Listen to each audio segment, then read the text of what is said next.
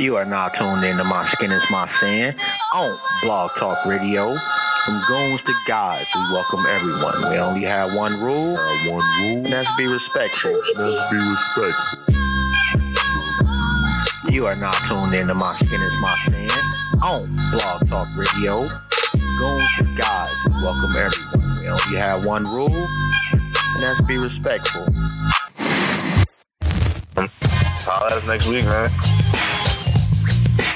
No doubt, man, and definitely shout out to the family, liberationmindedmedia.net. That is Black Eye Stand, Still the Knowledge Radio, The Rundown with Renee, and My Skin is My Sin. Oh, and don't forget to share the show, man. If you check it out today, or if you check it out next week, or if you check it out in 1,000 years, and if you are that motherfucker that digs us up in 1,000 years, you are the most phenomenal individual to ever walk the galaxy for digging up this greatness and still share our shit, man. Shout out to you. Don't forget to check out the websites, emeraldshell.com, designsbymonet.com, and myskinismysin.net.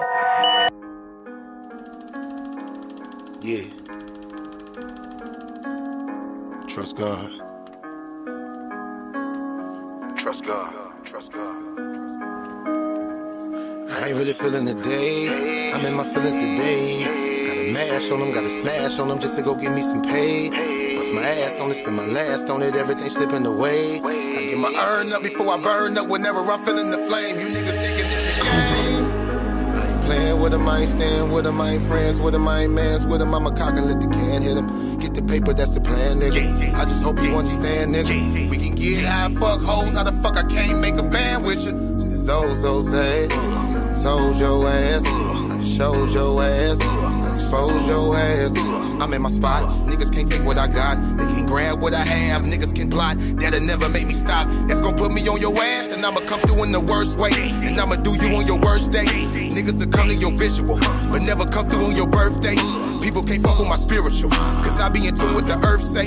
And people be calling me lyrical, cause they be in tune with the wordplay. Now me and my nigga, we talking about paper. That paper, we talking about bodies. The bodies be popping up every time we get to talking. Now we get money inside of my youngin', he coming, no talking. He yelling and chalking. We know that he known to get violent. He put in that work right on the front of his shirt and say, I'm about to catch me a body. Ain't what it seeming. I'm heavy, I'm smoking, I'm drinking, I'm popping, I'm rolling, I'm leaning. Eat it, I'm steaming. War wounds still bleeding. I went to war with them demons. I really seen it. I wasn't watching on no zenith. I was out there on the semen. Victim was bleeding. Best friend called him sleeping. Cold world up in Cleveland. I've been stabbed too many times to let my guards down. Yeah. So I put my trust in God now. It's gonna be the devil in your clique to bring your squad down. Yeah. So I put my trust in God now. I've been stabbed too many times in the back to let my guard down. Yeah.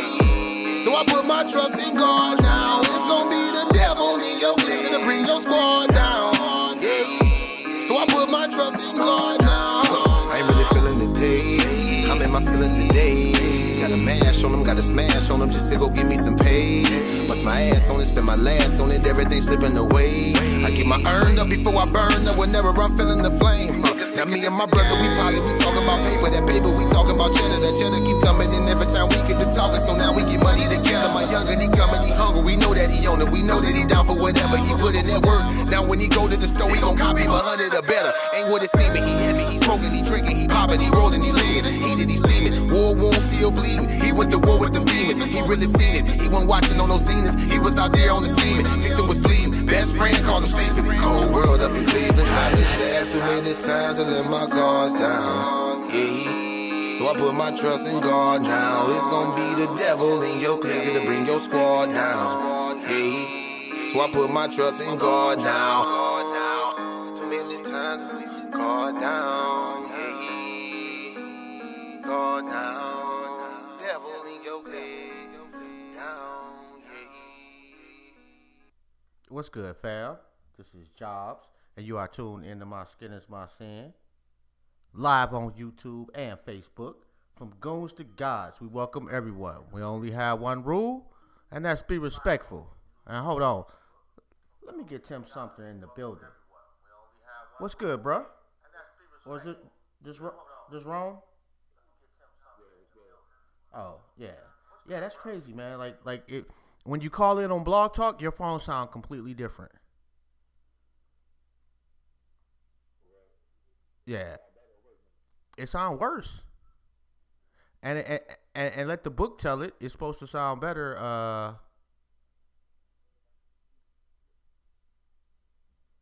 What the heck is that? Okay. All right. Yeah, we should be good. Now I just wanted to make sure that I sound now. it pretty much the same. It didn't change not one iota. Okay, yeah, it's Skype then. Like I had my Bluetooth on, I just took it off, so I'm talking Oh, okay. That's much better right there. now. Yes, sir. All right, bet. Yeah, that's much better. And I did text him the number. I had told him to give us a call up. So we're just waiting on the king to call up because I really do want to get off into the management type of deal. And talk about what it takes to get. Like I remember somebody like yeah, I'm gonna have to pay them to be a manager type shit. I'm like y'all tripping. Yeah. Well, I mean, it just depends on what they can do for you. You know what I'm saying? Like if they can actually make something happen for you, then I mean, I could see that. But if it's just like for the title, you know what I mean, and you don't got no credentials or you haven't done anything yet, then that's a whole different story. I mean, even still though, I thought that the manager was supposed to basically be I don't want to say an employee, but an employee of yours, and Yeah, manager works for yeah, absolutely. right, and they get a cut. Not there's you supposed to pay them per se like up front. They're supposed to get a cut on any deals that they garner you on the back end. And hold on one second, bro. Let me see if we can get the king in on the line. Tim, what's good, bro? You hear us?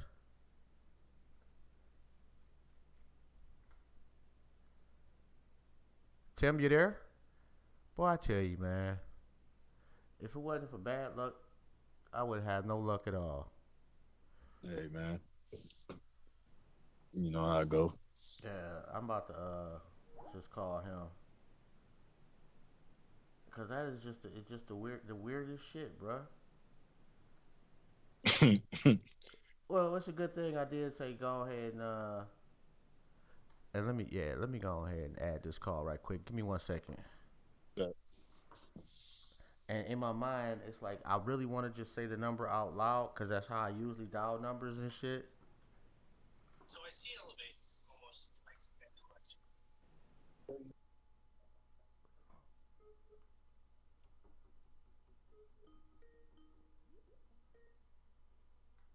Hey Tim, how you doing, King? Hey, yeah, man. Our Skype sometimes it just don't be taking the calls. Let me so I figure I give you a call and let me add you to the call with my co-host, the plug. And how's life? Yeah, we got to get the plug on there. How's life with you though, bro? And we live, by the way.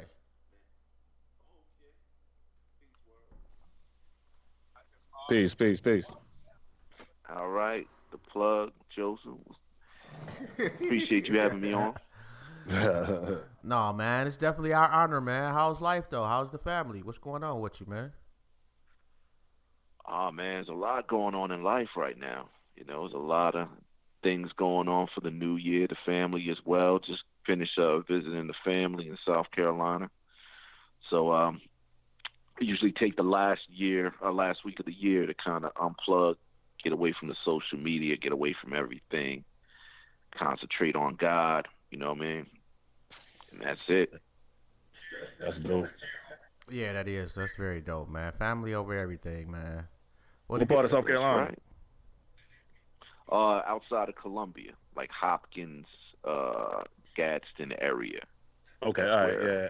I got people's down I there, would say and 90. yeah, I got people's in Greensville and like what was it, Kingstown, something like that, around there. Okay, okay, all right, Yeah.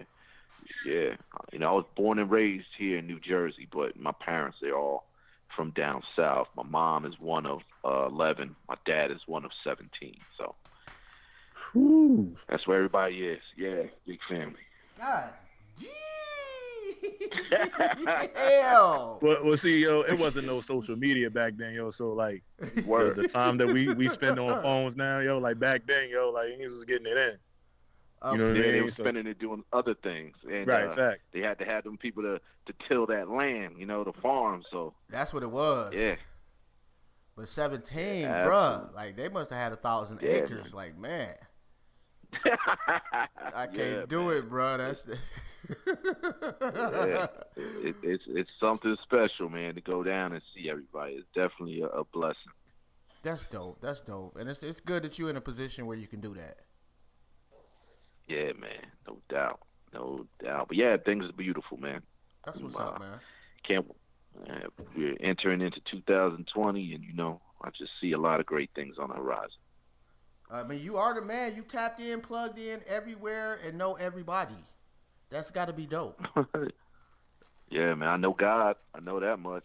I mean, well, That's a fact, man. that's a whole different ball game. But you know a lot of people too, man. You ever just look through your phone and be Yeah, like, "Damn, I got so and so in my phone." yeah. One of my business partners, he had to sit me down probably about a year ago and tell me, like, "Yo, Tim, man, you the plug." Oh shit. And I never looked at it like that. I just look at it like you meet cool people and good people who are like-minded in your pursuit and want to be a part of your journey, and things just usually just work out from there. And a majority of people that I meet is not just for me, bumping into them somewhere. It's just that that you're around good people, and when you're around good people, you start to meet good people. That's it. That's dope. That's dope. So what got you into Yeah. managing? Um. Okay, so I guess my story starts when I was a young boy, and all I could really, I don't really come from that musical of a immediate family. Um. Now that I look back on like my lineage, on my dad's side, everybody's either a preacher or a musician, singer, gospel singers and things of that nature. Mm-hmm. But immediately in my family, they weren't really into music. And we were kind of detached from that. Me growing up in New Jersey and the rest of the family primarily being in South Carolina. So I didn't really have a connection to that side.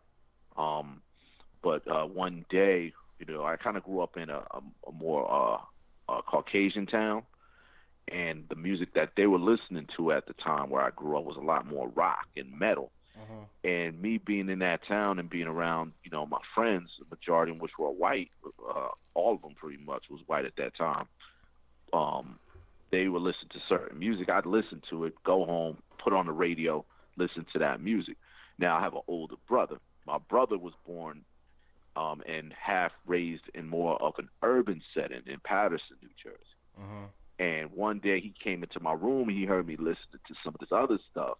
And he said to me, "Yo, what are you listening to? Turn that." He put on, I believe it was, he put on Kiss FM. He put on Kiss FM, and I started really hearing rhythmic music, like beats and stuff. And it shot into my veins like some dope, man. Like I couldn't replicate that feeling if I tried. It was just the connection. And finally, something resonated. And from that point, I mean, I had to listen to Michael Jackson and stuff like that because, that was popular music. That was playing on MTV and all that stuff at the time. But then when he put on 98.7 Kiss FM, and I started hearing like MC Light and, Big Daddy Kane and LL Cool J and all those top artists at the time, Run DMC, something switched in me. And I couldn't get enough of it. So that propelled me to start dancing and then rapping and then singing and doing all that type of stuff. So I grew up directing myself, trying to emulate these people that I heard on the radio, which led me to be in like different little rap groups and singing groups as I was coming up as a little shorty, to the point where, when I graduated high school, I went to a Hart School of Music, University of Hartford in Connecticut. and I went to become an audio recording engineer. Mm-hmm.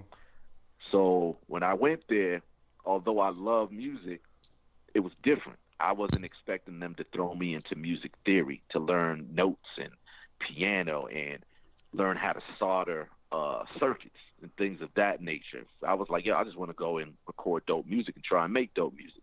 So I kind of fell out of love with that. And then I always was into kind of business too. Mm-hmm. So I was like, you know what? I'm just going to change my major to music business. So music management, actually. So that's kind of how I got my first little foray into music management. My second year there, I was still dancing. I was still rapping. I was still singing. I got an opportunity. We talking about breakdancing? Yeah, man. I was breaking, popping, and then as time went on and all that kind of fell through, it became more of just like kid and play type of dance. You know what I mean? Like freestyling and all those type of dances. But I still incorporated a little bit of popping into my whole thing, which never left me. So yeah, it started out breaking, then became everything else. After that, I was doing the Running Man, the WAP, all that type of stuff. You know what I mean? Yo, what was your first rap name? Oh man, it really never left me. My nickname is Diz. That's what a lot of people know me by, Diz. So then it was Dizzy T, Dizzyt, because my name is Tim, Dizzy T. Yeah, I'm going. Diz is doper. I'm no disrespect, but I like Diz better. I don't know, Dizzy T. You like Diz? Yeah, Dizzy T is a little dated. A little bit.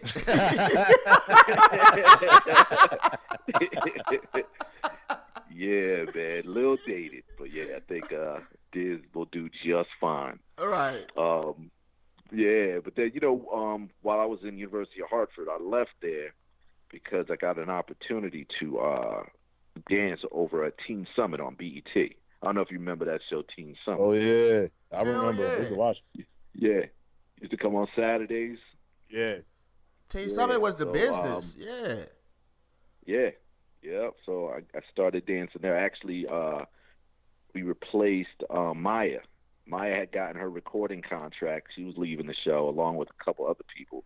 So Wait a minute, myself hold on, bro. You still got that plug? That's Maya.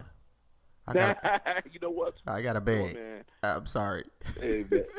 Yo, I was at a Jet game not too long ago, man, and Maya was sitting right next to me, and I went over and I tried to talk to her. She acted like she didn't even know who I was, man.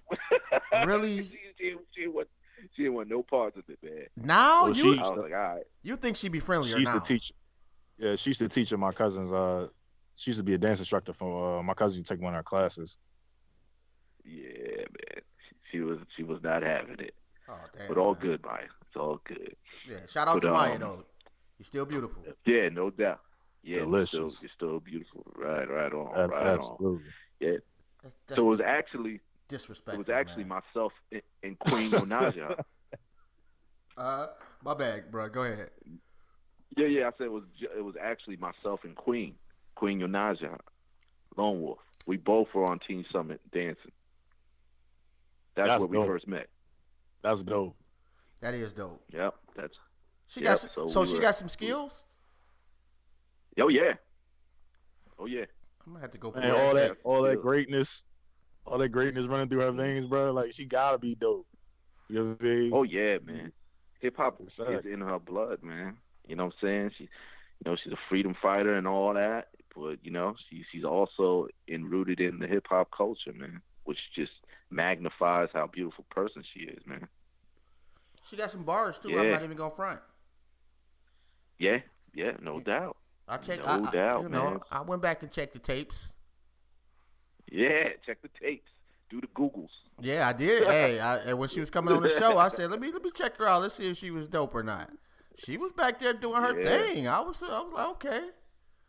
So before you came on, we were talking about it's like our podcast, man. It's like we've been on for almost 5 years, and we done interviewed a gazillion people. Like everybody, we got a hell of a resume, but we just ain't picking up traction. So I said we need a manager, and they was like, well, you pay me X amount of dollars, and I'm like, that ain't the way it's supposed to work, is it?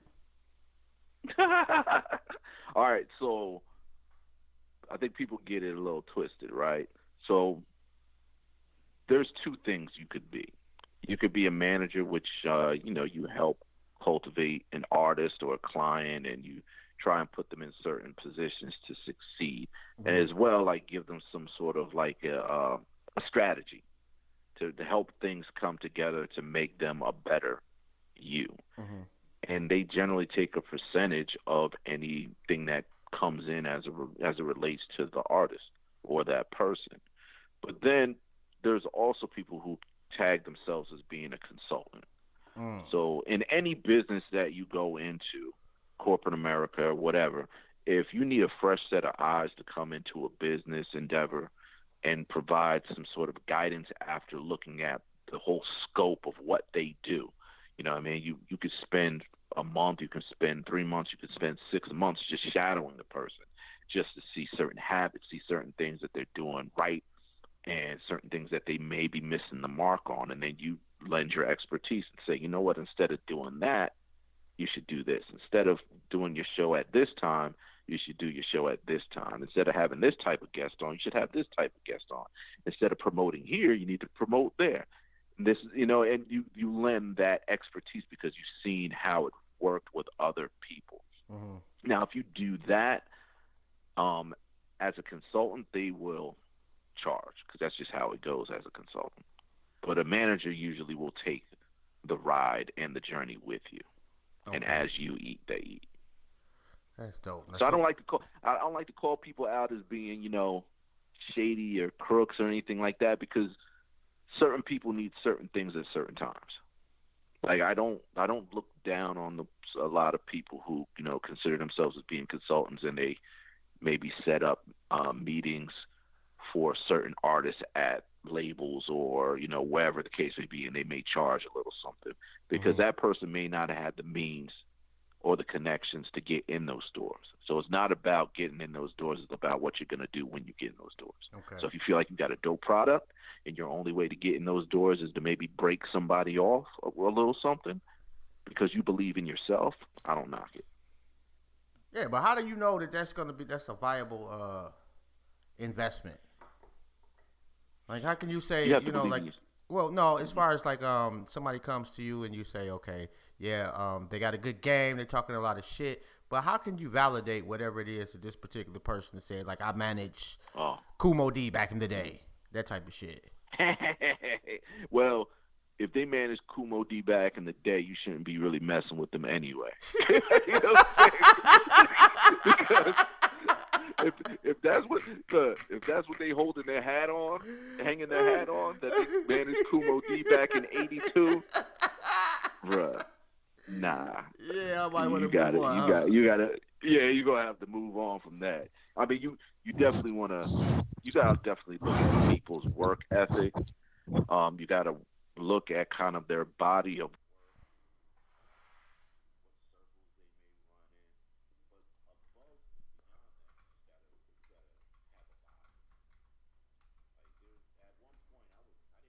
body. You know what I mean? But people still felt a vibe with me to take certain rides with me. Mm. So and also believe some managers are just there for the time being. Like I think managers know that at some point that relationship's going to come to an end.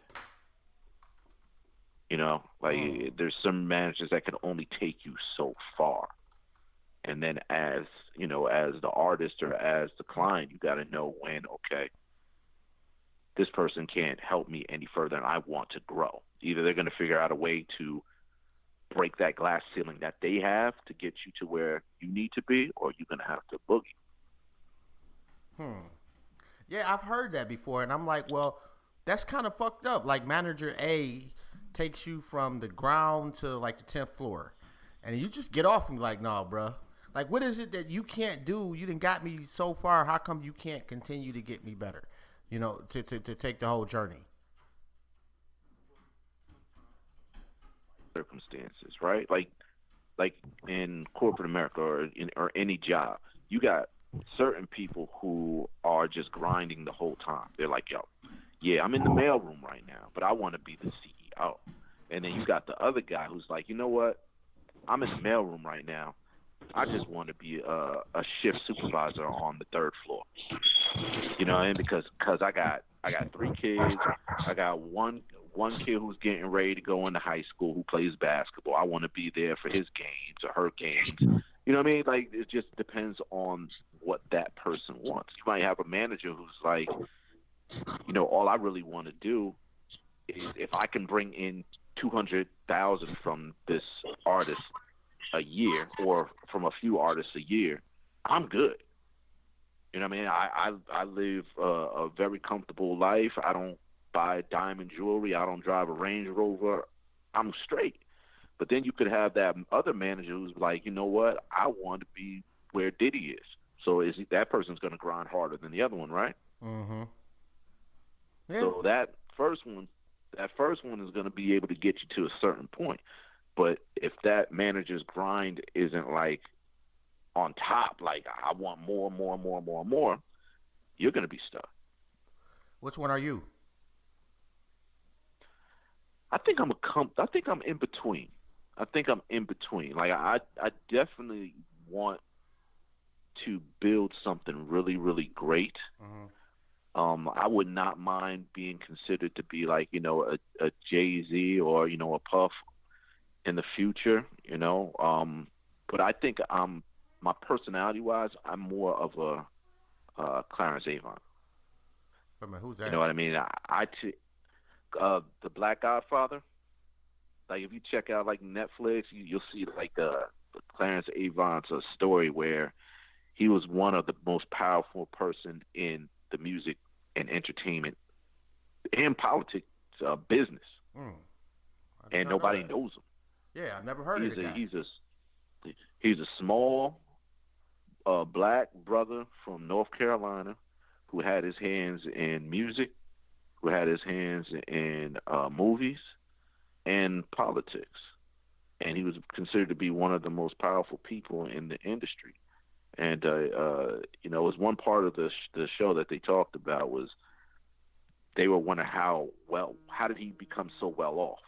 Because they asked him like, have you ever paid him? Mm-hmm. And everybody they asked, they were like, nope, never paid him, never paid him, never paid him, never paid him, never paid him.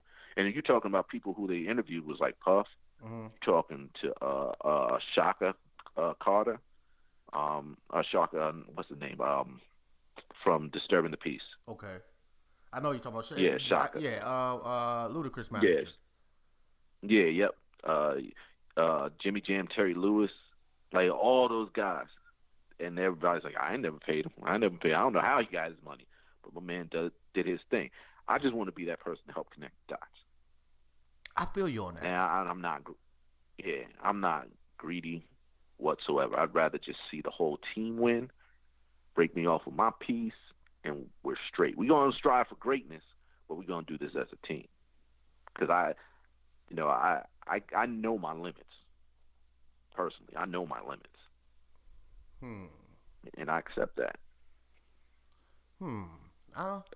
Why? Why do you accept the limits? Like, why not change them? Well, I think we all have our genetic makeups. That's it. You know what I mean? There's certain people who are just like pit bulls, and they're gonna be evil, maniacal.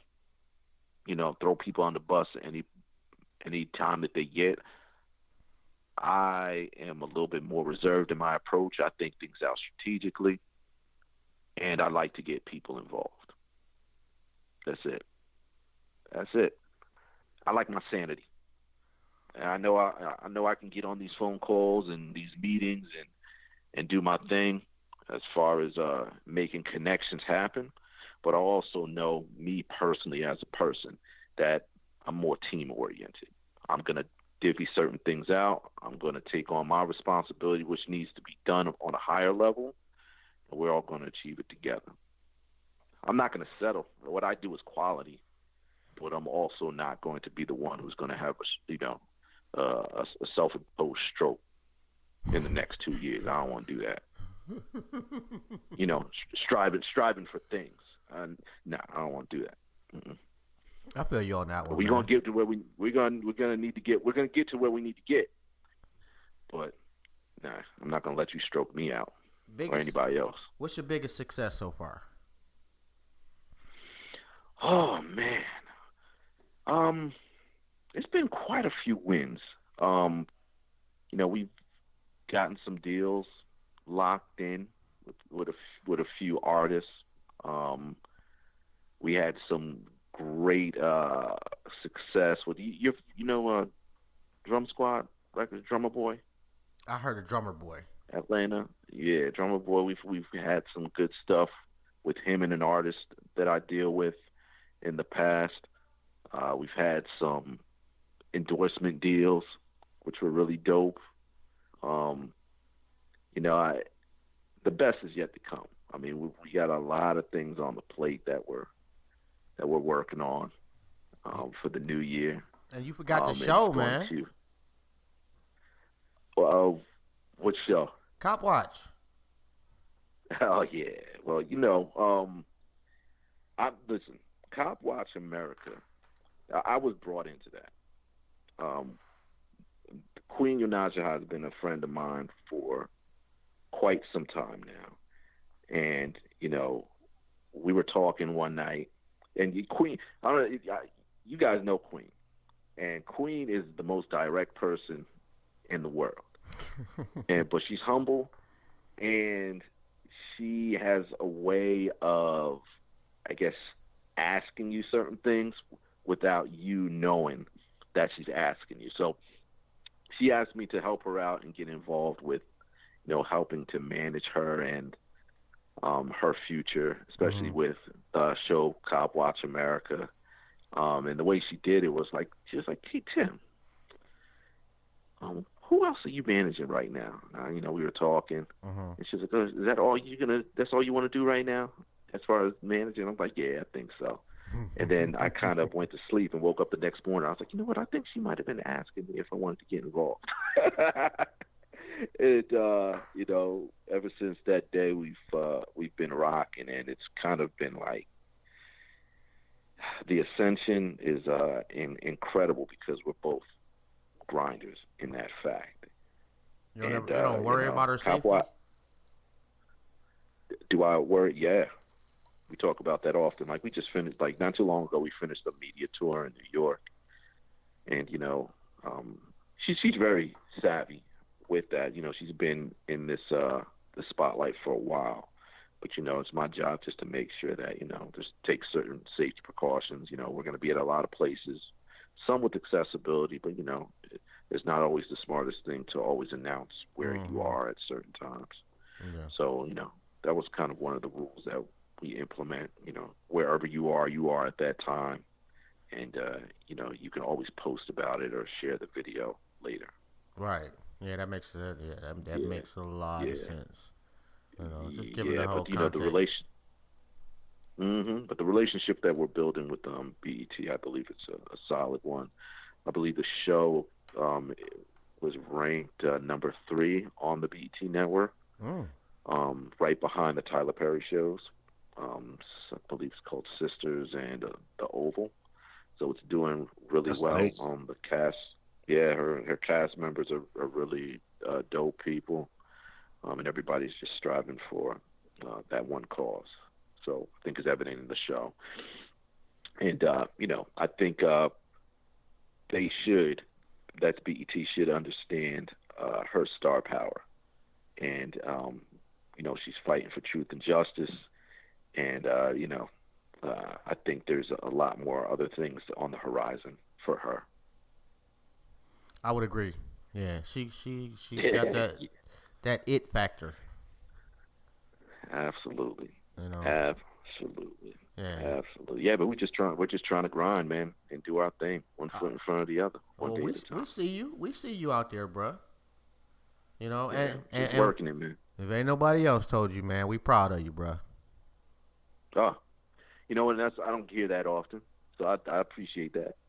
Oh, we try to tell everybody, Definitely man. Try to make people. Yeah, we don't tell each other that enough. Right. So we try to give people their flowers. That's right, man. Especially as brothers, man. Yeah. Sometimes brothers feel some sort of way about giving other brothers props and, building them up. Iron sharpens iron, right? You get a lot of hate out there? I don't feel it. If I do, you know what I'm saying? Like, I really don't feel it. Do I? I'm a realist. I'm quite sure there's people out here that have been plotting on, my downfall and all that type of stuff for years. But I guess I kind of block that stuff out. Every day I just wake up and try and do better than I did before. I think one of the wisest decisions I've made in the past maybe 3 years is to keep my moves guarded. Like I don't announce much.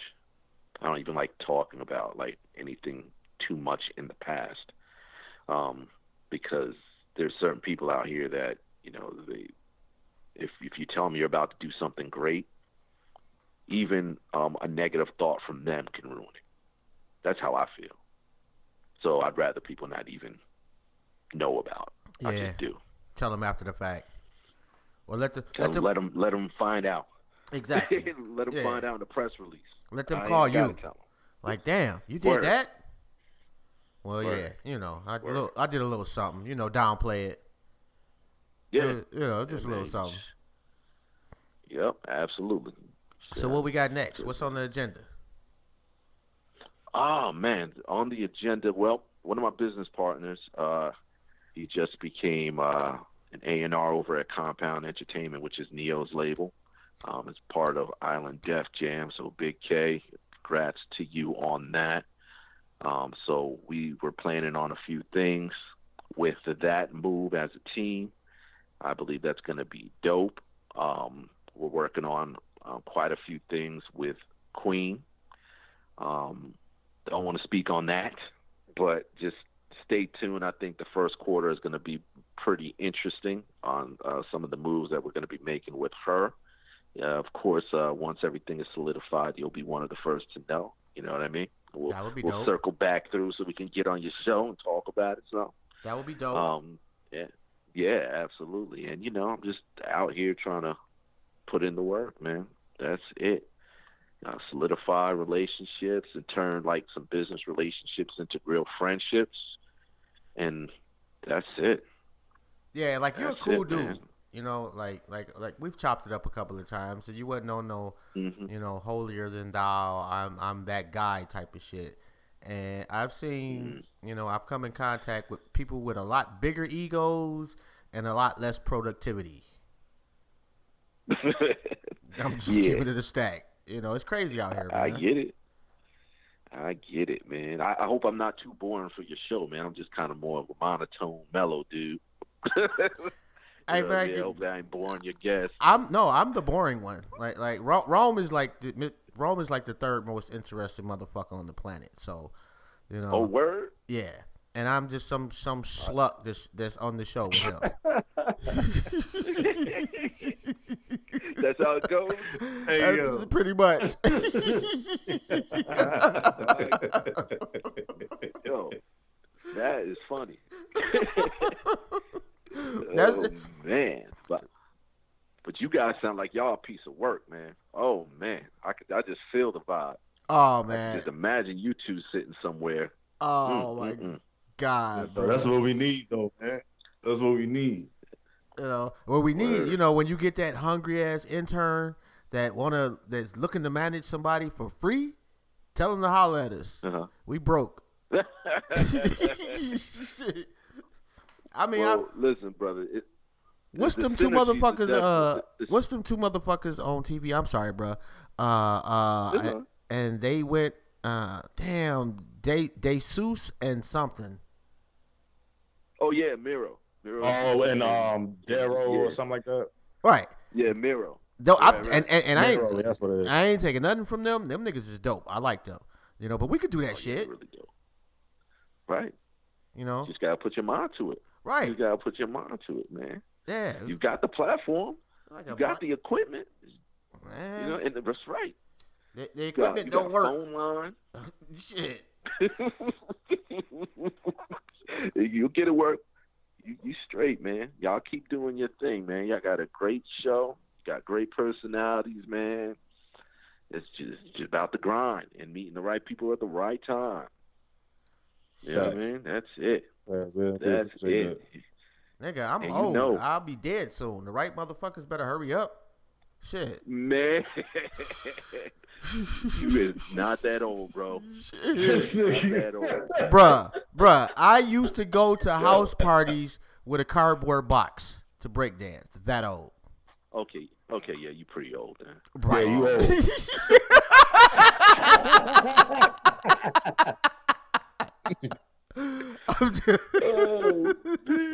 He said, I had Schoolie D on the B side of my tape deck. Hey, Schoolie D, he stood the test of time. Like, dude had bars for way back then. Yo, we're not gonna do that. We're not gonna get into that. Schoolie D was dope, bro. Man. Stop it. He was dope. Right. Yeah, man. Yeah. And he started gangster rap. Get that man his respect. Yo, yeah, you right. And stop calling yourself old, man. You seasoned, bro. That's all. Okay, that's chicken.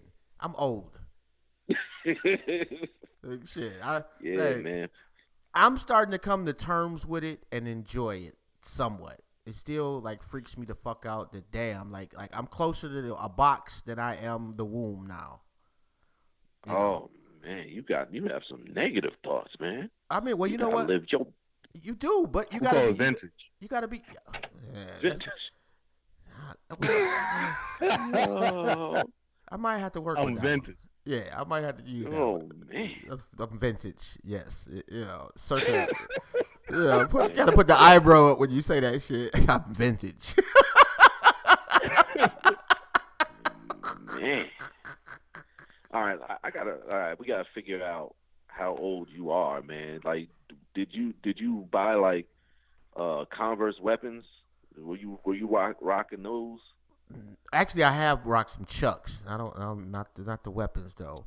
Now, did you play basketball in Chucks? Did you play basketball? No, I'm not that old. I'm not that old. That's old. All right. You're live from your local nursing home. Could you buy sneakers at the grocery store? Yeah, right. Actually, yes. They used to call them.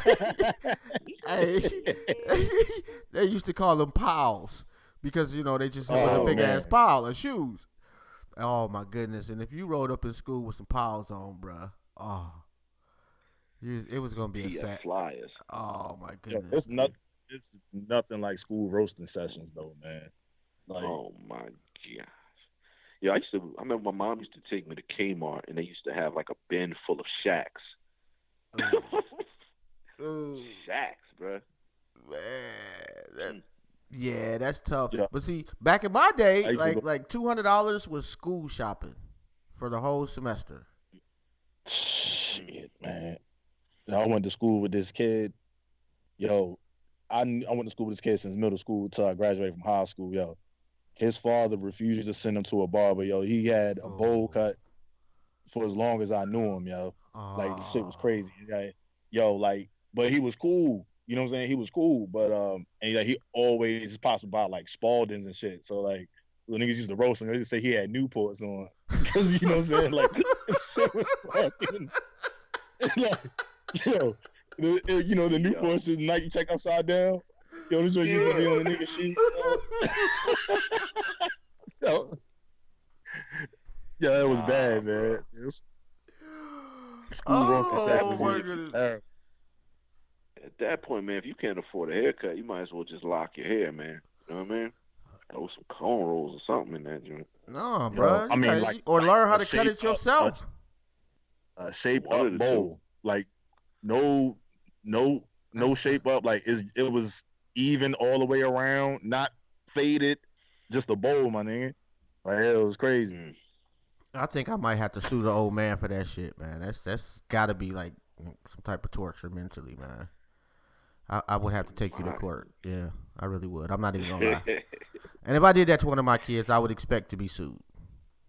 It's only fair. Right. And I owe Yeah. you something for Right. fucking up your childhood. Right. Yeah. Right. We're not gonna talk about how my Well, mama that's ruined fine. my prom. I should sue you, mom, but I won't. Whole Yeah, different man, story. my son, man, he hates going to the barbershop. Really? He's 14. He's 14, man. He'd rather I cut his hair. He get mad. I think the barbershop is different now. You got to make appointments and shit, and you know, it's a lot more women in the barbershop. Like back, you know, it used to be guys, and you Acreage. come in and get it. Yeah, you can come in and get a cut, and everybody in the barbershop could cut. Now it's like, Right. man, now you paying $30 Yeah, for I it. don't know about everybody could cut. I don't know about everybody could cut. Nah, man. It's always the barber that nobody goes to in the barbershop. You from Baltimore though, man? Niggas probably scared the fuck up. That's why they can't cut hair there.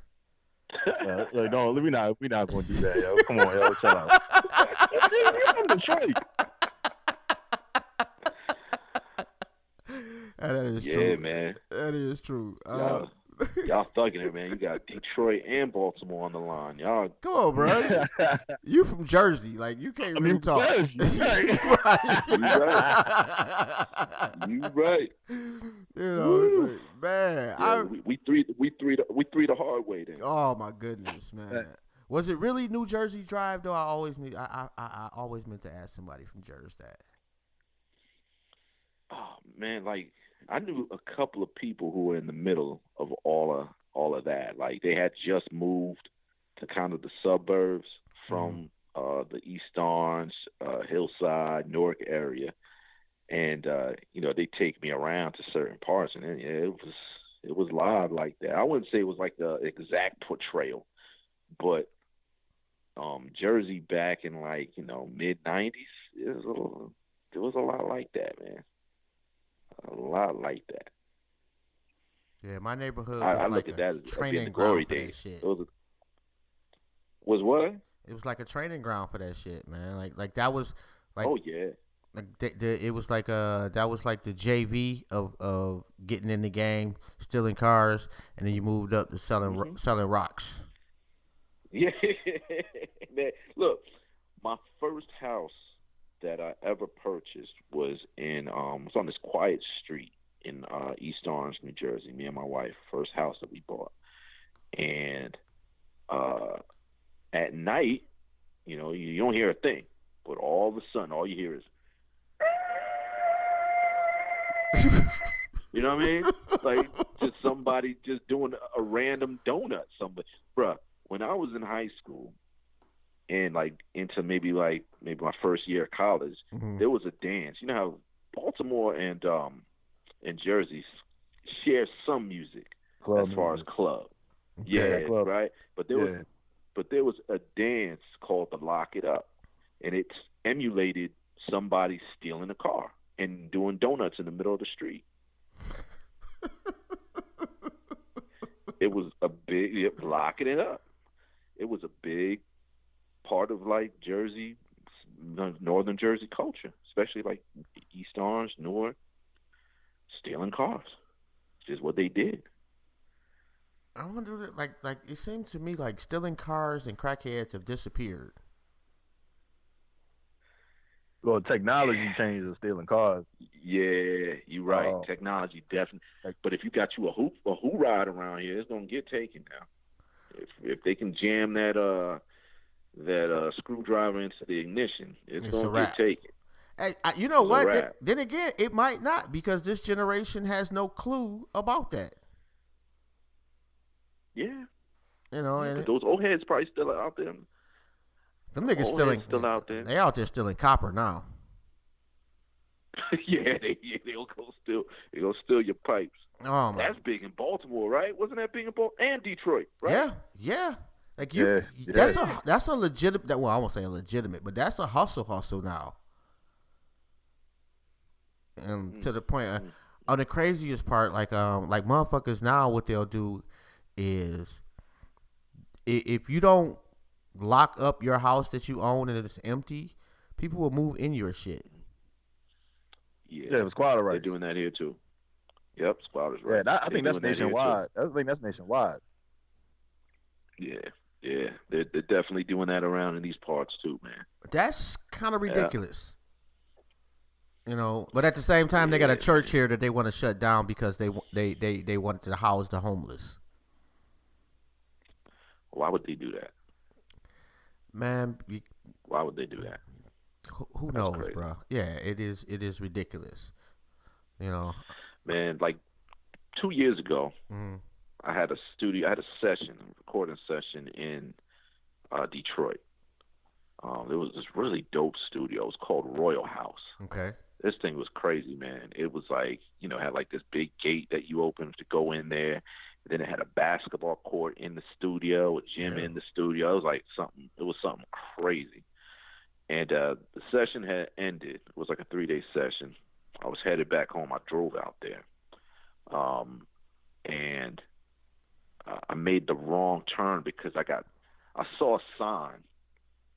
I think I was going the wrong way, and it said Canada 2 miles away or something crazy. So I turned down this ramp, right? I turned down this ramp, and I wound up in what I would say the hood, right? But it was wild because the street was all condemned homes. Like it was probably like maybe 40 condemned homes, and then it was like a perfectly fine house with a person outside mowing the lawn. And then it was like another 40 condemned. I was like, yo, what is this? It's not like Baltimore. Like, why are all these? Yeah, I'm like, why are these? And it was a nice home that the guy was mowing the lawn. I'm like, it's almost like a mini mansion, and there's like 40 condemned homes around it. Like, what is going on? That was just wild. Yeah, man. It's been heartbreaking to see my Detroit turn into some completely horrible other shit visually. Yeah, right. You know, and then when I seen a white lady walking a fucking poodle in downtown Detroit, I was like, man, we lost. Mm. So it's happening, huh? The turn is happening. Yeah. Yeah, it's happening here too. Yeah. You know, they like I'm saying like Detroit has always been about 90% black. When I was growing up, it was probably like 95, 96% black. So you rarely saw white people. You know, now they got clubs specifically for white people. They got the health shake spots. They ain't never had that shit in Detroit. You know, when they put the health shake spots and they got a fucking Starbucks like damn near in the hood. Right. You know, right. That's when you know, bro. When they move that Starbucks in. Yep. Yeah. Yep. Game over. And we're not doing anything about it. When honestly, we could if we just trusted each other, that's a tough sell. I know. Right. Right. Yeah, because I guess it's probably a little bit harder out there in Detroit as well because so many people have lost their homes to the bank. Where there's no fight anymore. All the bank is just going to try and recoup their money. They don't care, and probably in their eyes, they'd rather give that property at a lower rate to maybe a person who's not black or who's not brown, because they feel like it's going to be more of a safe investment because it's going to make the community better, right? That's their bullshit. Right. But then you have these other communities where, like New York and what happened in Harlem, right? And in parts of Brooklyn where it just became too expensive for them to live anymore. The place that they primarily own or close to owning, and then they jack up their taxes so much, and the things around them cost so much more now that they can't afford to live in their community that they've lived in all their lives. So they are forced to sell.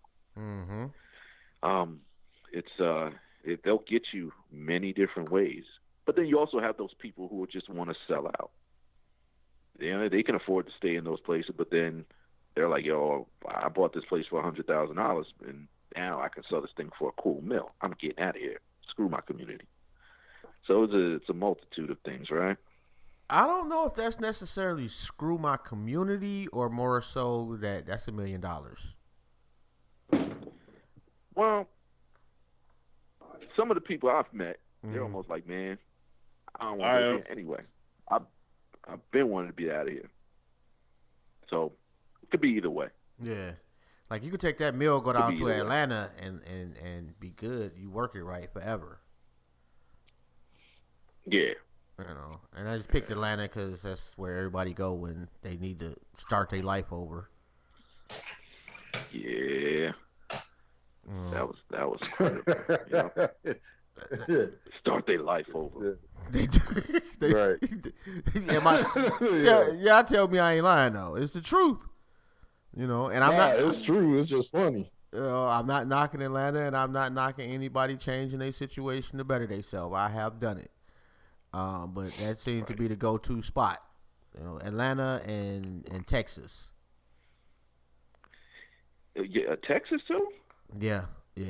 So a lot of folks from Detroit went to Texas. Wow, I didn't even know that. Yeah, I've heard of That's why all them damn drugs coming in the country.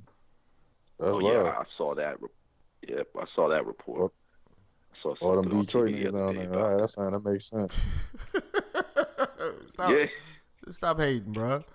No, but man, when they closed down some of the plants, and then the ones that are open, they decreased the interest wages. You know, so people don't have that ability to get a job as easy as you used to. So they gotta move, you know, and it's just been a vicious cycle once the plants start closing. Yeah, shit looks like fucking Vietnam. Yo, yeah, and the mayor, or not the mayor, the governor. What was Kwame Kilpatrick? Oh, he was. Oh man. They did Kwame dirty though, man. They did Kwame dirty, man. Kwame did look, bro. Kwame did himself dirty. They did. Yeah, I was about to say they did him dirty.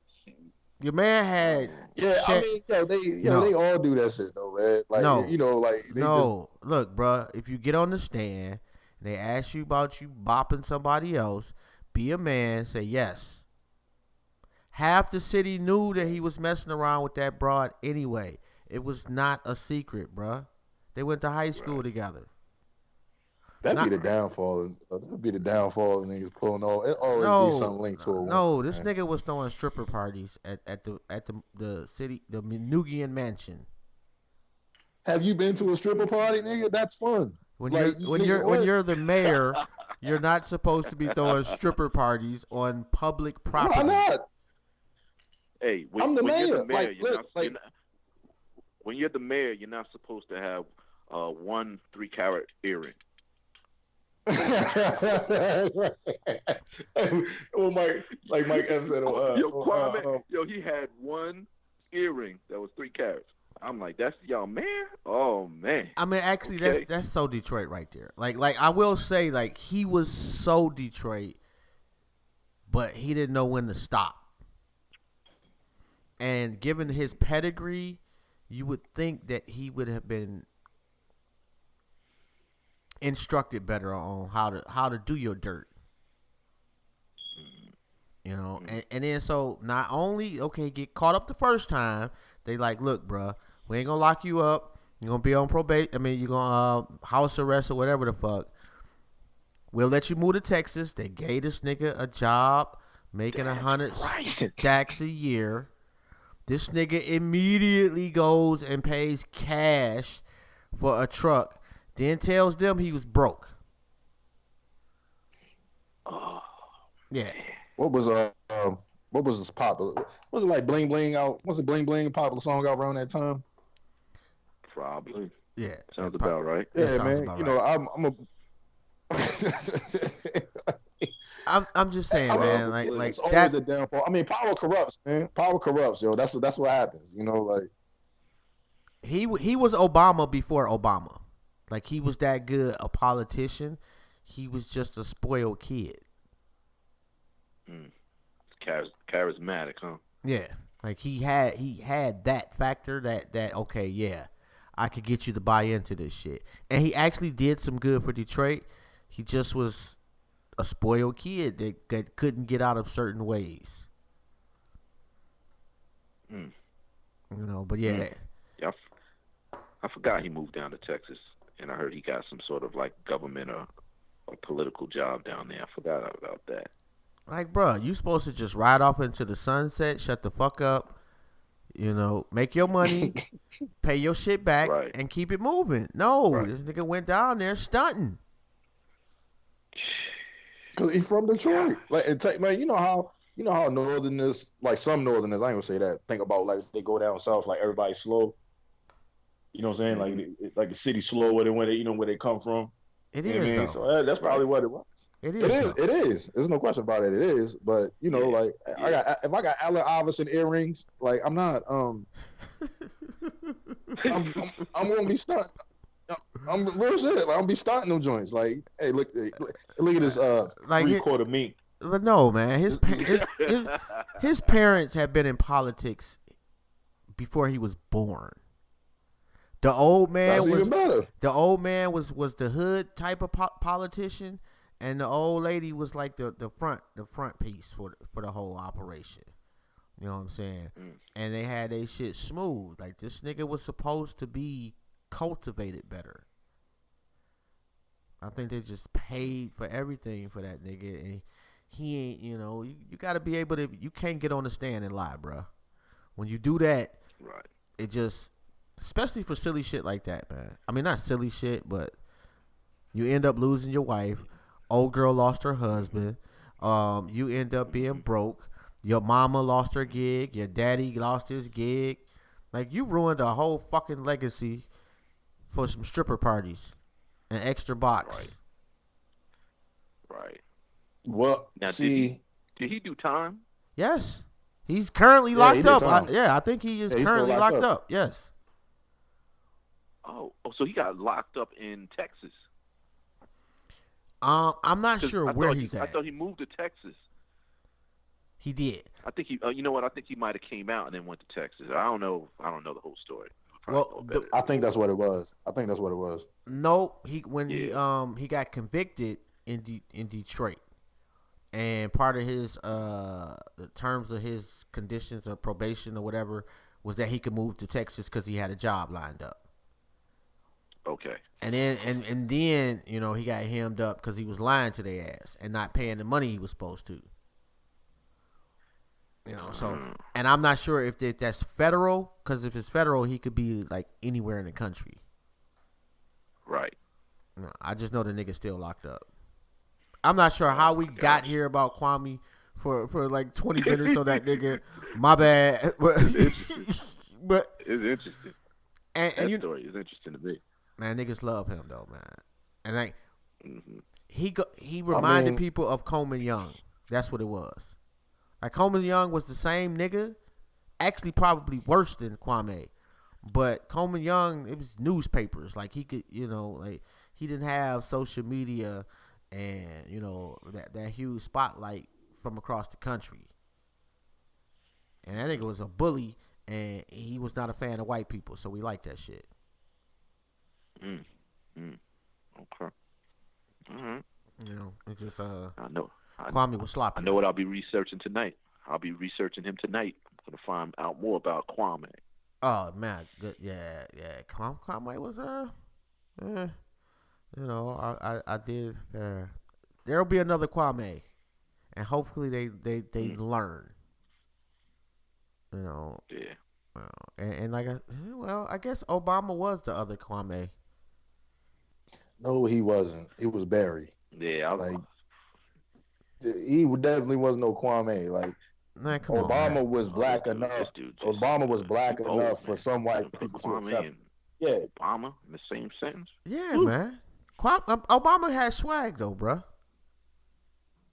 Man, come on. Like he's just black enough to make white people comfortable.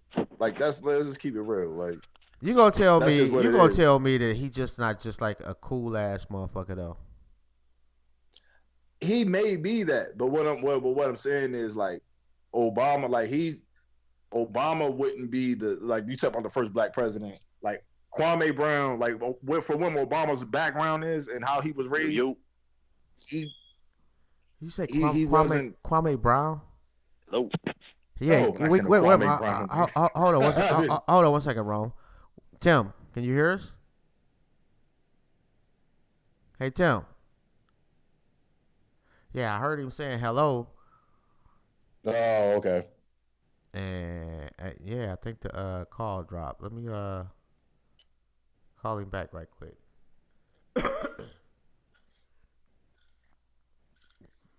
At least I know how to do this shit. Oh, that's interesting. I wonder. Hello? Yeah, what's good, bro? I heard you saying hello, and then the phone just went dead. Oh, yeah, and I couldn't hear anything. Oh, okay. I thought Yeah, the feds got us. Obama was black enough to just make white people comfortable. Like Kwame Brown would be, and he wasn't no little dude either. Like he was a big black dude. You know what I'm saying? With 3-carat earrings in his ear. That wouldn't have flew. Actually, it would, Right. man. That like No, it wouldn't have, man. man, Come on, white bro. people have been buying black gangster shit for decades, bro. Mm. Like he and he's just and he was smart.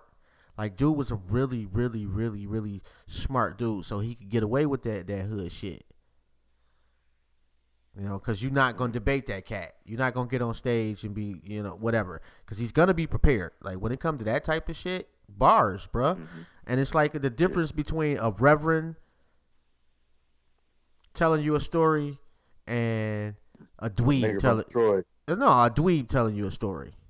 You know what I'm saying? It's the same story, but Right. that reverend got that, and the dweeb is like, yes, and yeah. There's a difference. Right. So Right. like the dude, I have to give it to him. Like when it came down to knowing his shit, he was a smart dude. So yeah, I think Smart. you can be smart Yeah, and stupid. Mm.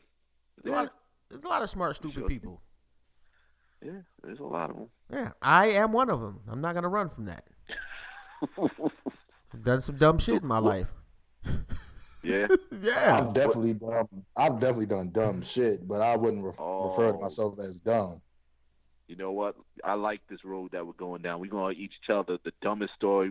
What's the dumbest thing you ever done? Cause I got one that's dumb. I'll let y'all go first. Uh-oh. Who's going to go? Go ahead, I'll Till. first. Yeah. All right, listen. So my dad growing up was always doing yard work outside, like first thing Saturday mornings. And, what are the things I go out there? I'm a little boy, probably like 5, 6. I'm always going out there with him. Not doing no work, but just throwing my football around and playing and stuff. And he would, like clockwork, he would go outside, work, go inside, take a shower, get dressed, and then go run some errands, right? Mm-hmm. So we outside, he's cutting the grass, finishes the grass, goes inside, takes a shower, and I know he's about to come out to go somewhere. And what we had was one of those big family vans. You remember them 18 vans? The van Oh, that 18 was yeah. in? That joint like Tony Danza was in the beginning of Right. that show he was in. Yeah. Who's the boss? It had the Who's the boss? Hey, wait. that van. How y'all gonna laugh at me being old? You got Tony Danza references, though. I'm just saying. Yo, but Tony Dance ain't that old though. Like I remember that show. You fucking kidding me? Yeah, niggas ancient. Stop, bro. My bad. I ain't mean to interrupt your story. Go ahead, bro. Yeah. So on the back, I told my kids know this story, and they can't believe it. So on the back of the van is a ladder. I don't know if you remember them old vans. I guess to go up there and put luggage on the roof or whatever the case. Mm-hmm. My dumb behind climbs the ladder on top of the roof and lays down. On the roof. Like Snoopy. This Right? cannot end well. Oh, My dad shit. proceeds to come outside and start up the van, and I feel the van starting and didn't say nothing to him.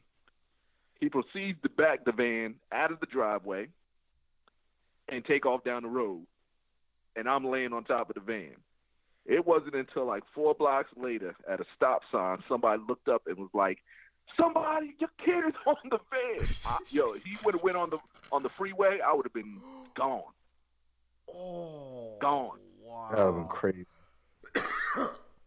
Wow. That's my dumbest thing. Man, My please dumbest tell me one. you got your ass That whooped for was that. if that was on Oh, tape. Like, can you what? imagine seeing that shit on camera? Fucking Peanuts music playing in the background.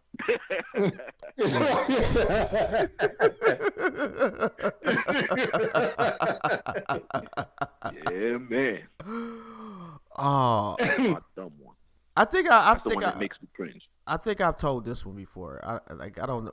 It was probably the stupidest. Oh no, I tell you that. We talked about the spree one before, so I'll tell you this one. Me and my cousin walking to the mall, and for some reason, my dumb ass I see a huge ass piece of cement, and in my brain, it seemed like a really good idea to throw it at this stop sign. And when I threw it at the stop sign, the shit threw it right back and hit me in the face. Oh. Oof. Yeah, that shit was tragic. You didn't think that one through. No, I didn't. No, I didn't. And then just to see my cousin laughing like that all on the ground, making an ass of himself and shit. It was bad though. I mean, like the piece of cement was like bigger than my face. Yeah. And I threw that bitch with all the strength of Thor. Bow! And it was like ping. The fact that I didn't die or at least have to go to the hospital with some type of miracle. That's probably one of the just silliest dumb shits I've ever done. Jeez. All right, we got one more. Yeah, it can't beat your van story though, man. That's just Yo, that was good. That's what the pants story is probably is up there. So like, all right, so I was probably like 10, 11, something like that. And me and my homeboys is out hooping. So the court we used to play at, like it was like a generator right there enclosed in like chain link fence or whatever. Probably like 8 feet tall or whatever. So the ball bounces into the fence in the area where the generator is at, which usually happens. So, I go climb the fence, throw the ball out. You know what I'm saying? I climb the fence. I'm standing on top of the fence. You know what I'm saying? Getting ready to jump off. I jump off the fence, and the fence catches one of the belt loops on my pants. You know what I'm saying? Yo, the shit rips my pants in half, like SpongeBob, yo. Like yeah, rips my pants in half, man. So like at this time, like I was at that age where it was like I'm kind of just hitting puberty. You know what I'm saying? Like I had on tidy whities that day. You know what I'm saying? So like I went home. You know what I'm saying? So it was bad. It was embarrassing as fuck because now niggas know I wear tidy whities. You know what I'm saying? And it was bad. You know what I'm saying? Like, my man just gave me a shirt. He took his shirt off his back and just gave it to me. He was like, while my crib was down the street, he jumped on the bike, went down to the crib, walked in the crib all mad and shit. My mom was like, what's wrong with you? I was like, I need some boxes. I'm tired of wearing this. I'm tired of wearing these underwear. Wait, how old was you? I was like 10, 11. 10, 11 years old. Brother. Yeah, man. It was bad. That was definitely better than mine. Yo, it was literally like that episode where SpongeBob ripped his pants, bro. It was kind of just like that.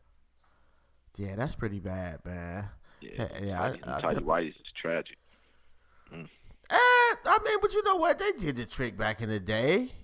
Especially you got the Spider-Man ones. Oh man, you was the shit. Yeah, you just one time I was in high school. Back on it. Yeah, I took it back there, bro.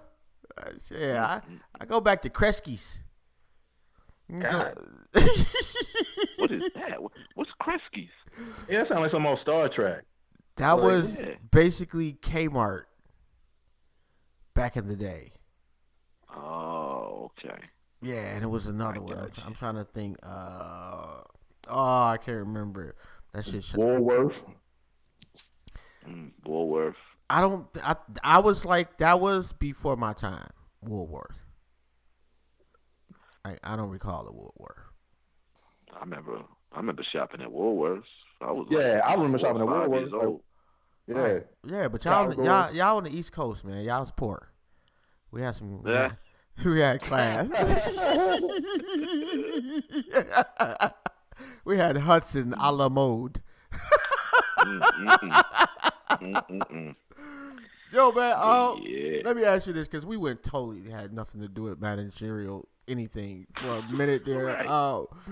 But if a young cat comes to you for advice as far as getting in the game, what would you recommend? Uh, for advice and getting in the game. Um, the management game is selfless, for real, for real. Like you know they say in order to be a great leader, you have to be a great follower, right? You got to be able to serve others, um, and you can't take things too serious.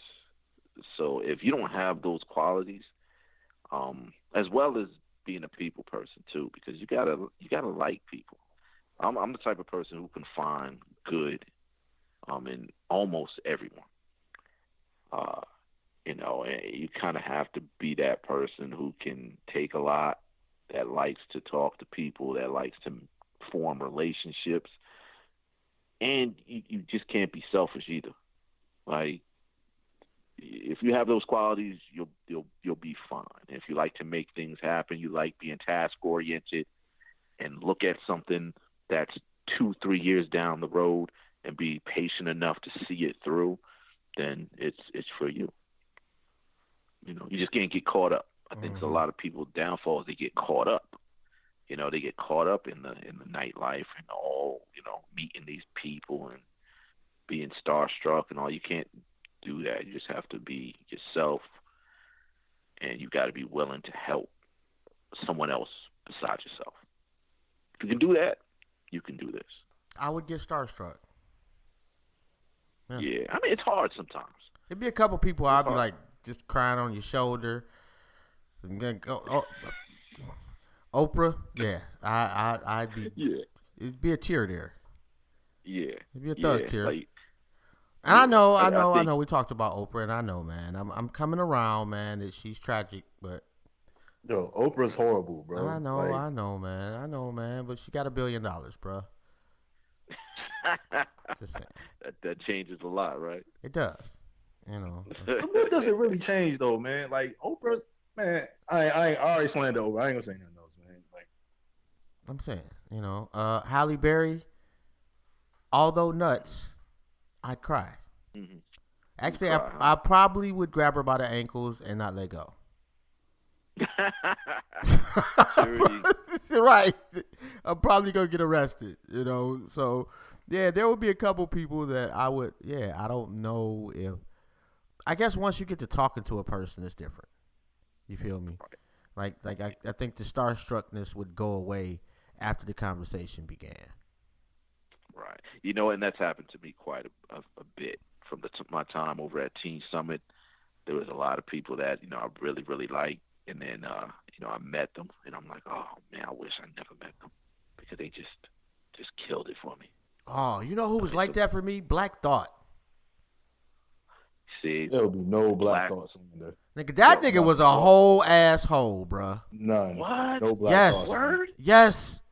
No. Yes. No. Oh, come on, bruh. Like, No black thoughts, you, son. Look. you know I don't do Look, this I didn't- wrong. Go ahead, bruh. Uh-huh. No, being black, pretty much live in the same town. So I bump into him every once in a while. I mean, he's cool to me. Oh my goodness, man. Black Thought's the best spitter to ever come out of Philly, man. Like, we're not gonna do that. Word. It's like being the tallest midget too, though. So No, it's but not. It is. Yo, listen. No, we're not gonna do the rap thing, yo. Like, We're not. no Black Thought slander, man. We're not gonna do that. Yeah. Yeah, I got Will Yeah. Smith, man. Philly, stand up. Yo. But look, this is a true story, though, bro. Top 5, man. That's unfortunate, but this is a true story.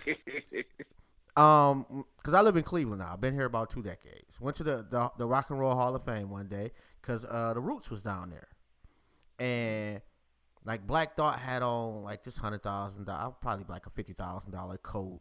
He was super extremely Hollywood. had the chick on his arm, while everybody else in the Roots was accessible and hey, how you doing?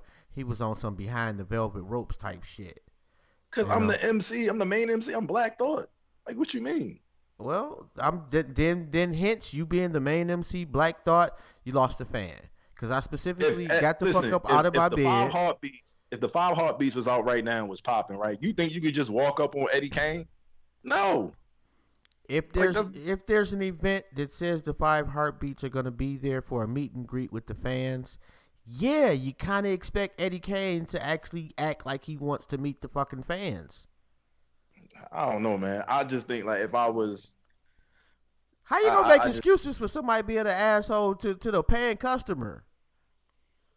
Yo, I don't know. Like, did he say like fuck Detroit niggas or something like that? Like, what did he say? No, like, that's what I'm trying to figure out. Like, what was it? Like, it could be you. I mean, it was. First off, it was not that many people there. They did not promote it well. So as opposed to them like sitting behind a desk or something signing autographs, they was actually mingling with people, the rest of the Roots, and you could actually have a conversation like face to face. And he was on some, man, give me, like playing basketball, 3 feet, stay the fuck away from me. Like he didn't say, oh, you ain't shit, stay the fuck away from me, but he did. You get what I'm saying?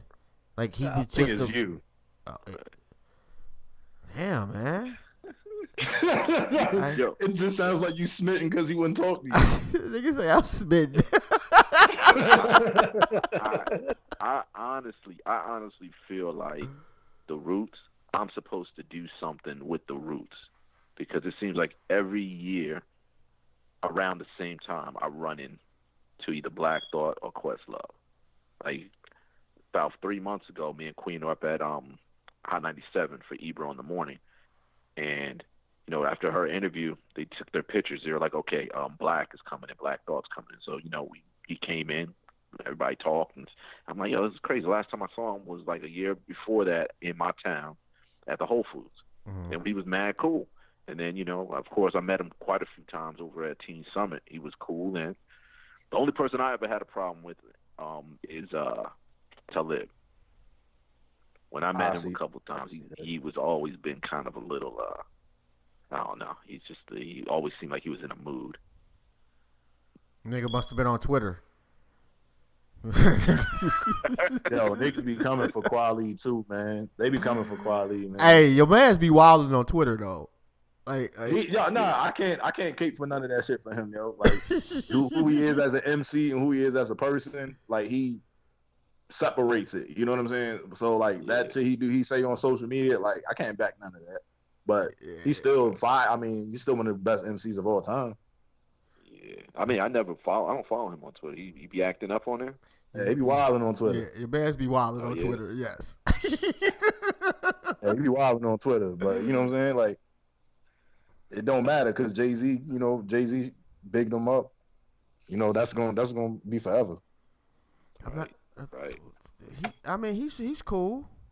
But like Mos Def was doper. Like, let's make no mistake about that. I don't know about that. Like, Mos Def is dope, bro. Oh, but man. Like Jay-Z ain't say if Skill Soul truth be told, I'd be Mos Def. What the fuck is Jay-Z? Like, he's just another nigga. Oh, come on, man. Like, you hear this, Tim? Like, come on, man. That's Jay-Z. I'm saying you. Jay-Z said it. It must be right. It's just another nigga, bruh. He got an opinion just like I do. Mos Def is doper. Mos Def is fire. Hey, notice how I ain't say a word about that, right? I know. Yeah, I know where the power in the industry. Yo, facts. Yo, there would be no Jay-Z slander, bro. Like, we're not on title, my nigga. Like, we got chill. Hey, that's why we slander. That's why I'm slandering that nigga till we get on title. We get on title, nigga. We're not on title. Jay-Z's the greatest. Chill. Yeah. Jay-Z, you are a wonderful man. I respect your grind. Throw that out there. Although at no point did I slander him, I just don't have to be like you. That's not an argument. Jay-Z said it. It doesn't, that doesn't make it so. That nigga can be like the sky is purple, and it's not. Right. Yeah. Yo, So Jay-Z made what niggas platform? stop wearing jerseys. Like What you say? They Jay-Z made niggas stop wearing jerseys. What you and say, made Tim, made man? them wear and made them wear 3X dress shirts and sneakers. Facts. And facts. It's like a jersey with more cloth. Yo, I remember that time, and when you used to go to the club, you ain't see nothing with niggas with big ass button ups on and fitted hats. Yep. Like, And fitted yeah. and diamond cufflinks. Facts. Oh, them big ass cuffs though, man. You can fly away with them Yep. shits. I don't. They tripping with these long ass boots too. Like I don't know why we here, but have you seen them long ass like they look like alligator, like literally the alligator. They kind of curl up at the end. Actually, they look like clown shoes, not clown shoes. Elf shoes. Elf shoes, but they actually What boots. That's going on right now. Yes, and I had somebody like, we wear those down here, and I was like, that's unfortunate. Shit was I gotta check. I gotta look that up. There must be some Balenciaga or something. I'm not sure. I'm not in that tax bracket to be saying words like that. So I'm not. I didn't even know that was a thing. But I seen these ugly ass boots, and I made a comment, and somebody validated them things. I was like, Yo, some of them Balenciagas look like Transformers, bro. Like you gotta real shit. It look like you could morph that joint into something else, like a boot, like that shit morph into a boot or something. Like you pull a switch or something on that shit. That shit morph into a type of shoe. Like some shits be looking crazy. Oh my goodness, man! And had I anticipated this conversation, I would have literally put up a picture of one of them boots. Yo, You them shits look like top of the line shoes, like you order out of Finger Hut or something like that. You know what I mean? Like, yo, real shit. Some of them are like crazy. Hey, The Balenciaga be tripping, man. I remember I think it was like maybe about 7 or 8 months ago. They had a shirt. It was $1,400, and it was a T-shirt with a dress shirt sewn into the front of it, just hanging. like it was hanging on a hanger. Like it wasn't on your body. It was a T-shirt, and the dress shirt was hanging off the front. That's insane. Of the shirt. And there was a nigga somewhere. There was a nigga somewhere. Somewhere bought it. Yep. Yeah. somebody in Baltimore wearing that shit. Yeah. Hey, we could dress out here though, yo. So No, chill. no, y'all can't, bruh. We could dress. No, bruh. No. You ain't got no style there, He said bruh. no. Y'all could, Y'all bros was rocking finger waves 5 years ago, man. Like, come on, man. Like, chill. Like that Detroit versus Baltimore. Who was rocking a finger wave, bro? Because that is Detroit. embarrassing. I didn't see that. You're gonna have to pull up some receipts on that. I didn't see that. Man, you know how many? Yo, I guarantee half the percentage of the country that still perms their hair is in Detroit. That's probably true. That's probably true. Yeah, but sisters in Detroit, man, keep their hair done. Unlike Baltimore, it's pretty much a ponytail and a rubber band. I mean, listen, I don't. Well, for real, it's probably in a bonnet. You want to keep it real? It probably is. You want to keep it real? It's probably in a bonnet. In a bonnet. Oh Man. my goodness, man. And I did not realize it, man. And we got started a little late because we was gonna try to do blog talk. Long story short, didn't work. Yeah, I get it. But man, I just appreciate y'all having me on. You know what I mean? Man, it's been dope, bro. Yeah.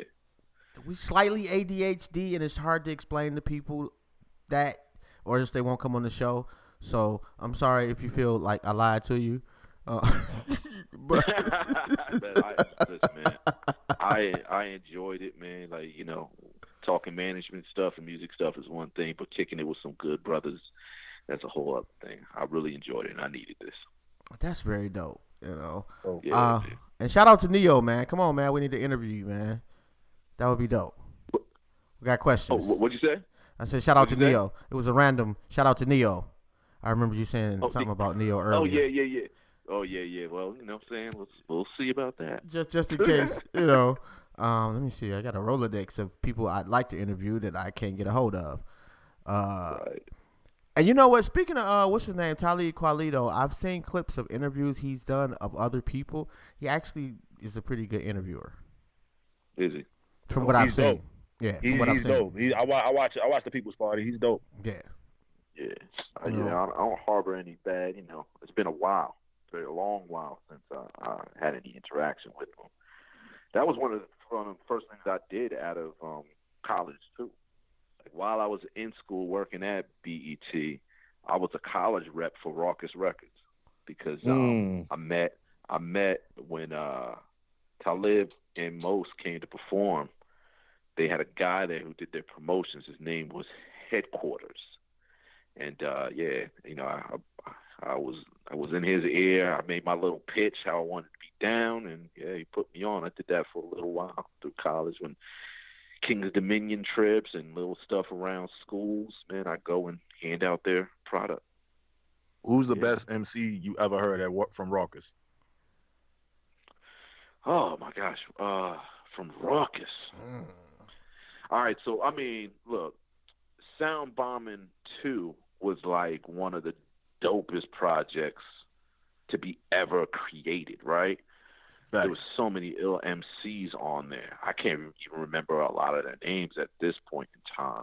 But you had like Wordsworth, Pharaoh Monch.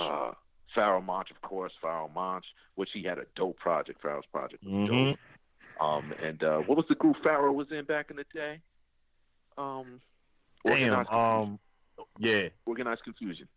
Yeah, so a lot of people didn't know he was already out there, but Pharaoh was dope. What's my man's name from New Jersey? They were on that joint. I think he's married to Rod Digger, or has a child with Rod Digger. From the Outsiders. My man from the Outsiders. I used to fuck with them heavy. The Outsiders was dope. Yeah, they were. Dope. Facts. Yeah. And then just I don't know what it was, man. I don't know what moves they didn't make, but they was too fucking dope to not be like legends.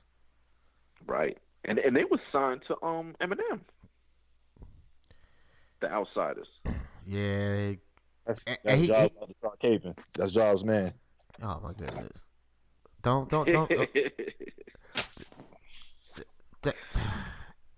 Yeah. Anyway, he had a song with them back in the day. You know, it was pretty dope. I gotta ignore it. I gotta ignore the hate sometimes, man. And I understand it's the shade is jealousy. You know, like jealous of what though, my nigga? He got bodied by Nick Cannon. Like, oof. You don't even believe that, man. Yeah, I definitely believe it. Nick Cannon was self-check. Like, he didn't even have to do anything. He bodied himself. Listen, I've been stopped. Like, listen, yo, you can't take no away from M for his lyrical ability, but we not gonna act like it's a gimmick, bro. If M was black, he'd just be another nice nigga. You know what I'm saying? Right. So you know what I mean? Like that's just the thing, yo. And he'd still be better than Nick Cannon. But I'm saying, yo, Nick Cannon is one tick above Vanilla Ice. Yo, he bodied M though. You know what I'm saying? We're not gonna do this, man. I just can't believe we're talking about Eminem and Nick Cannon as far as rapping. Exactly. Oof, Nick Cannon.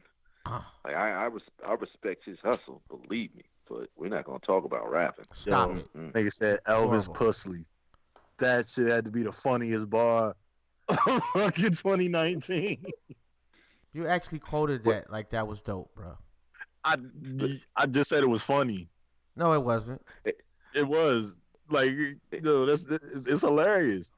Go ahead, Tim, man. He losing his mind. I was saying, man, you know, I'm over here. I got responsibilities. I got to make sure the babies and everything is good. Got to take care of some, you know, some homework. Make sure they good. But I don't mean to take over your show. But this is one last thing I want to know before I get off the phone. I just need to know everybody's top 5 MCs.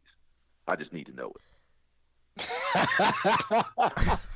Because now that we getting into this whole Nick Cannon Eminem debate, I gotta Yes. push you guys a little bit deeper. Yo, hey Tim, hey What you we working with? You a godsend, Tim. All Go ahead, John. Stop, bro. Tupac, definitely the GOAT. And let me go ahead and get it out the way because Rome clown me for this shit every time we had this conversation. But there's a cat that I grew up on called Big Herc out of Detroit. And for me, personally, he's the GOAT out of Detroit. And that's why he's in my top 5. I explain it the same way all the time. It always goes over Rome's head, and he obsesses over it for the next 13 episodes. Yo, he didn't say Royce the 5'9". Yeah. Royce the 5'9", huh? You gonna say that? No, I'm not. No, he's gonna say Big Herc. I just said it. Big Herc or Big Hurt? Big Herc, Herk. Oh Lord. Okay. Everybody got that hometown legend that's they person. Big Herc was mine. Word. Yeah. Who else I got in the top 5? I guarantee you I'm not gonna say Tretch. I guarantee you. Well, Tretch is fire though. I'm very underrated MC too. And who else I got? I got Scarface, so that's 3. I got Scarface, and let me see, Rakim, and who else was in my? I can't remember who the 5th one was. It usually, I think it was Nas. Yeah, I got Nas. Although, since the Stickman show, I feel uncomfortable saying Nas at this point. But go ahead, bro. Mm-hmm. Okay. Me? Oh, yeah, go ahead. Either one of y'all. All right, I'll go. All right, so I'm gonna say number 5 has got to be Black Thought.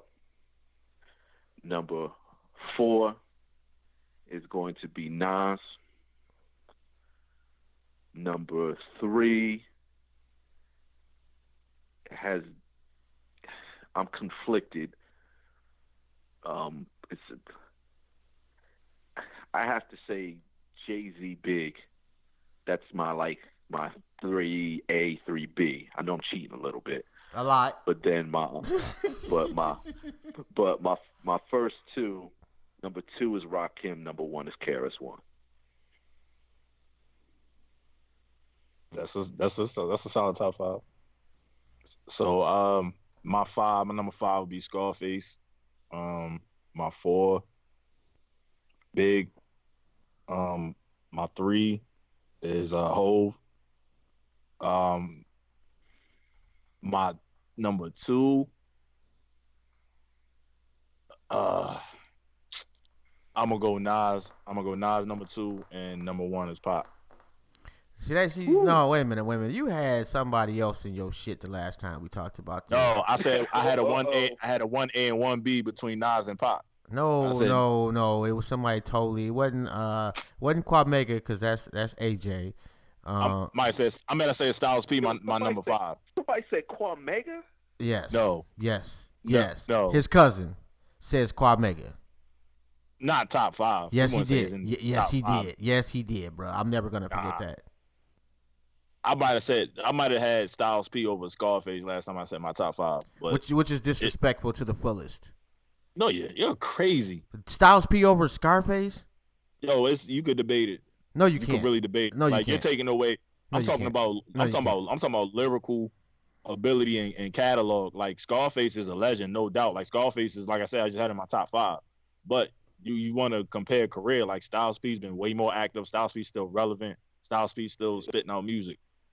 So, like Scarface just ran for office. You know what I'm saying? Like Styles P just put out like 3 projects this year, 3-4 projects. Bro, so, Styles P has sold as many albums combined as Scarface sold of one project. You're crazy. Really? Look it up, bro. You're crazy. I just Googled it in my mind without actually Googling it. Look it up. Right. That's called I made it up. Yeah, your top five still kind of trash just because you said that shit. But I know Tim got to go, man. How do people get in contact with you? And if they want to use your services, if they want to say what's up, anything like that, let the people know. Yeah, man. If y'all just want to say what's up or whatever, man. Listen, I'm an open book. People call me all the time to chop it up and just to get different ideas, and I do so without blinking an eye, man. I just like helping. So my IG is BRL_gold. That's B as in beats, R as in rhymes, L as in life, _gold. And that's on my IG. Hit me up there. Although I'm a little suspect, man. You got KRS-One in your top five. I'm not understanding that one. Just saying. This man said what? Big Hurt. This man said Big Hurt in questioning you having KRS-One. KRS. Well, you know what? How about this? Since everybody else get to have a 1A and a 1B, so I could say Big Hurt, and I could also. Trick. You gonna have Trick up there? Hey man, I'm not gonna say there will be no Trick slander. No Trick slander. None. I gotta I'm go home. Watching my back right now. I gotta go home. I said Trick and look both ways, though. Right. Like, no Trick slander whatsoever. That is what, shout out. He implemented the no-fly zone. Right? Exactly. You know, I need to be able to go back home safely. So Trick is the GOAT. Oh my God, that is hilarious. Yeah, no Trick slander whatsoever. Shut that down quick. Yeah. I'm trying to think. Who else would I? Oh my goodness. Did I say Rakim? Yeah, I had to say Rakim. I said Nas. I said Scarface. I said Pac, Hurt, and who else would be? Since I got another choice to add, it definitely would not be Jay-Z stealing ass. The light skin thing out the Fat Boys. Prince Marky, stop! No disrespecting Prince Marky D. Hating. Wait a minute, was that Prince Marky D? No, I don't think that was. I think that's Prince.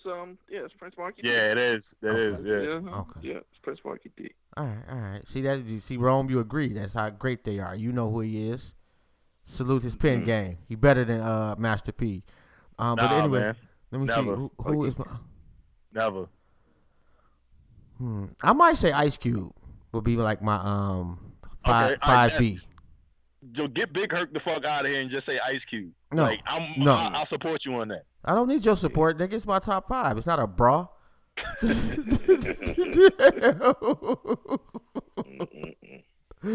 But hey, I know Tim got to get up out of here, man. Yeah, man. Definitely appreciate you, man. Definitely enjoyed the conversation, man. And you already know, man. If you need anything, hit me up. Same here, brother. No doubt. I'm gonna need to borrow your phone for a minute. Well, let's do it. Let's figure out how to get you on title. Oh, that would be dope. And I do want to apologize for any Jay-Z slander that I may have uttered over the years. I would also like to apologize for saying trick in that manner. Hey man, listen. Hola Ovito. You know what I'm saying? I don't want to listen. Shout out the title, man. Yo, let us on, man. Right. Yeah. Hola Ovito, man. Like that's it.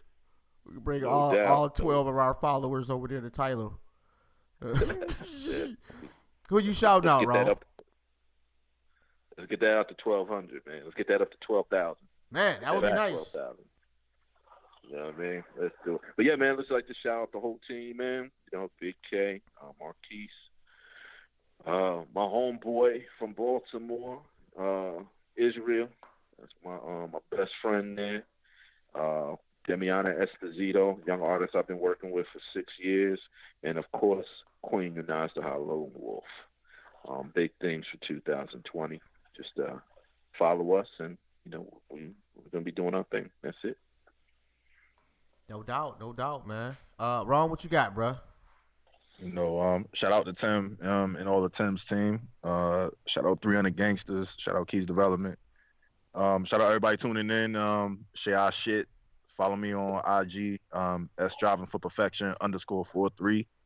I'll ask tomorrow. We got the water cooler popping, and that's it, man. No doubt, man. Y'all already know. And don't forget to check out the website, mrochelle.com. Check out the Family Man Liberation Minded Media.net. That is Through the Knowledge Radio, Black Eye Stand Radio, The Rundown with Renee, and My Skin is My Sin. Definitely appreciate Tim for coming through, man. It was a hilarious conversation, man. Yeah, pleasure, man. Definitely. If you need anything, you know how to get in touch with me. And shout out to the Queen. Let me see. Anything else? Shout out to Waking Up. That's pretty dope. And I forgot. Shout out to Camp Cleveland. I didn't forget, but I got to shout out the family. Shout out to Crystal McDuffie. Natasha Williams in the building. They're gonna be starting their show on My Skin is My Sin this Sunday, so that's pretty fire. And if you want to do a show, hit me up, but you got to be serious, man. 'Cause I'm tired of niggas bullshitting. No doubt. And we need a manager too. I'm not saying Tim. There's somebody out there that is managerial. Wink, wink. We gonna talk. No doubt, bro. Yeah, let's talk. Please, let's talk. Hey, let me make sure I have, because I did forget. I got to play camp commercial. But it was a little haywire camp. But we about to get that joint. And if you need a tour to Africa, our guy Camp is phenomenal. Let me know. We can put that together.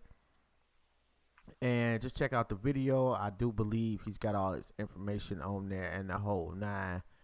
And after that, we gonna be out. What's good, Peace. family? Shout out to My Peace. Skin is Peace. My Sin Radio. It's Marcus. Y'all know me, Camp Cleveland. I do the educational tours to Africa. We have 7 different tours if you're interested. We go to South Africa, we go to Kenya, we go to Cape Verde, we go to Senegal, we go to Ethiopia, and we go to Ghana.